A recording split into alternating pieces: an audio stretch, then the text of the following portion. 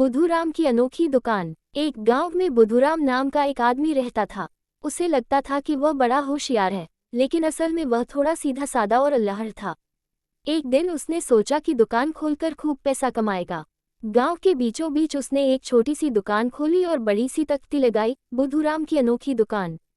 दुकान तो खोल ली, पर बुधूराम को ये समझ ही नहीं आया कि बेचना क्या है। जो भी गांव वाला उससे पूछता, वह अलग अलग चीजें बताने लगता। कभी कहता यहाँ जूते मिलेंगे, कभी कहता यहाँ मिठाई मिलेगी, तो कभी यहाँ दवाई मिलेगी। गांव के लोग उसकी बात सुनकर हंसते और मजे लेते।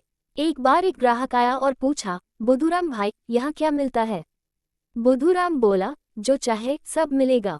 ग्राहक ने कहा, तो 1 किलो मिठाई दे दो। बुधूराम घबरा गया, क्योंकि दुकान में मिठाई थी ही नहीं। उसने कहा, अरे भाई, आज मिठाई नहीं, आज तो सिर्फ जूते मिलेंगे। ग्राहक चला गया और थोड़ी देर में दूसरा आदमी आया, एक जोड़ी जूते देना। बुधूराम बोला, आज तो दवाई का दिन है। दिन भर ऐसा ही चलता रहा। जो चीज लोग मानते, वही चीज बुधूराम के पास नहीं होती। आखिर में लोग समझ गए कि बुधूराम की दुकान सिर्फ नाम की दुकान है, सामान कुछ है ही नहीं। लोग उसकी दुकान के सामने इकट्ठा होकर हंसने लगे और कहते, चलो चलो, बुधूराम की दुकान का तमाशा देखने चलते हैं। धीरे धीरे बुधूराम को समझ में आया कि दुकान चलाने के लिए सिर्फ होशियारी का दिखावा नहीं, मेहनत और समझदारी की भी जरूरत होती है। अगले दिन उसने सच में एक छोटी किराने की दुकान शुरू की, चीजें सही से रखी और अपनी बात पर कायम रहना सीखा।